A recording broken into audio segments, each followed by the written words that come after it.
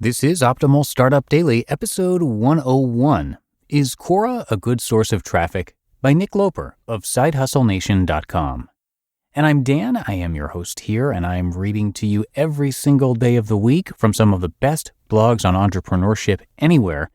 And if you're a startup owner, this message is for you. Running a business is just plain hard. Endless to-do lists, employees to take care of, and of course your ever-present bottom line. So first of all, kudos to you for staying on top of it. But I want to tell you about Gusto. Gusto built an easier and more affordable way to manage payroll, benefits, and more. They help over 100,000 businesses with tasks like automated payroll tax filing, simple direct deposits, free health insurance administration, 401ks, onboarding tools, you name it, Gusto made it easy. 94% of customers say Gusto streamlines payroll and benefits, and they do that for us here on the Optimal Living Daily team. We use Gusto for both payroll and benefits, and they really care about the small business owners they work with. Their support team is attentive and helpful, and since money can be tight right now, you'll get 3 months free once you run your first payroll. Just go to gusto.com/OSD and start setting up your business today. You'll see what I mean when I say easy. Again, that's 3 months of free payroll at gusto.com/OSD. gusto.com/OSD. Now, today's post here on the show is from Nick Loper of SideHustleNation.com, and of course I'm going to tell you a little bit more about him right after I'm done reading the article. So for now, let's hear from Nick as we optimize your life. Is Quora a good source of traffic? By Nick Loper of SideHustleNation.com. I've been running a little experiment lately to see if I could generate some traffic from Quora. Quora is a question and answer site that generally seems to have a higher caliber of participants than, say, Yahoo Answers.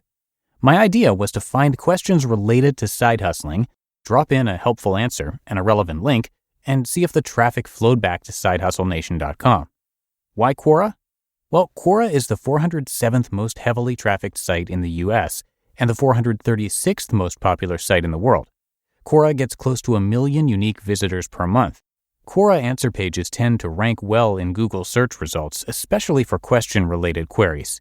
You know people are interested in your topic because otherwise, why would they be wasting time looking for answers on it? How Quora works. Users can submit questions to the public and wait for qualified responses. Most answerers include their credentials in their profile so people can judge their expertise in any given subject. The Quora community votes up answers they like and votes down answers they don't.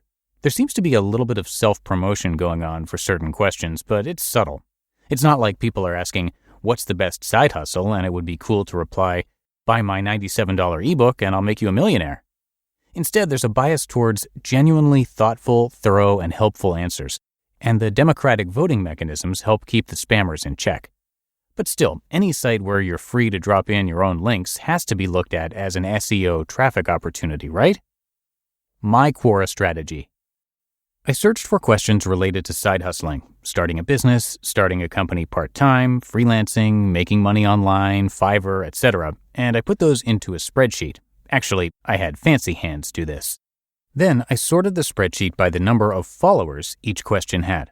In the top right of each Quora question page, there's a green box that shows the number of followers on that question. I wanted to prioritize the questions with higher follower counts because I reasoned more people were likely to see my answers for those.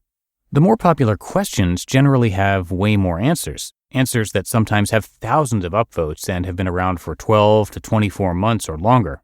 Your odds of becoming the top answer for those questions is slim, but I still thought they might be a good opportunity for at least some exposure. Writing Quora answers. Armed with my list of possible questions about my topic, I set out to answer a couple questions each night. I started off strong, answering a couple dozen questions in my first 2 weeks. During the course of this experiment, I wrote over 7,000 words of content for the site and answered 25 questions. At an estimated 10 minutes per question, that's a little over 4 hours of time spent. I did my best to provide useful and thoughtful answers and included a link at the bottom of my post to either the Side Hustle Nation homepage or the Side Hustle Ideas page. How much traffic did I get from Quora? Not much. A lousy 150 visits total, and worse, less than half of those were from new visitors, according to Google Analytics. Those visits accounted for less than 0.5% of the overall traffic during this time period. On the positive side of things, you'll notice that the Quora traffic was more highly engaged than an average visitor. Then they viewed more pages per session and hung around more than twice as long. In terms of raw numbers, 4 new email signups is pretty weak, but percentage-wise, 4 new signups out of 70 new users is decent, 5.7%, for cold traffic that wasn't sent directly to a squeeze page. Residual traffic from Quora?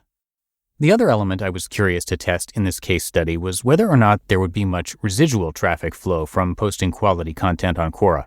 And in my findings, at least for the questions I answered, the results say no. The chart shows a few referrals each day as I was creating answers more frequently early in my study. Then there's a big valley before I answered a final question the first week of June. Because that would be one thing if the 4 hours invested would generate 70 new visits and 4 new email signups every month from now until eternity. That's an okay investment to make. But it appears the referral traffic spikes on or around the day your answer goes live and then dies off. I imagine there are exceptions to the rule, like if you have a highly voted answer and a highly trafficked question, I'm sure there are a steady stream of visitors following that link back to your site. What's next? I'm convinced Quora has potential to be a valuable traffic source, but I certainly haven't cracked the code yet. After all, here are people seeking answers you can help them with. Talk about qualified leads. But it's just a matter of picking the right questions to spend your time on and getting enough positive votes from the community to rise to the top. If I had a VA find the questions, maybe I could have a writer VA craft the answers, especially for the questions with lower follower numbers. That might be an interesting traffic strategy. And the links back to your site, even if they're no follow, probably won't hurt either. It's another platform to share your expertise and maybe win a few new members of your tribe. You just listened to the post titled, "Is Quora a Good Source of Traffic?" by Nick Loper of SideHustleNation.com. And I'm going to tell you more about Nick, but first I want to thank Skillshare for sponsoring this episode. The holiday season might be over, but you can still give the gift of exploration and knowledge. Get creative and learn how to make the perfect handmade gift with Skillshare's online classes. Explore your creativity at Skillshare.com/OSD and get a free trial of premium membership. There are so many fascinating classes on Skillshare on topics including hand lettering, creative writing, marketing, and more.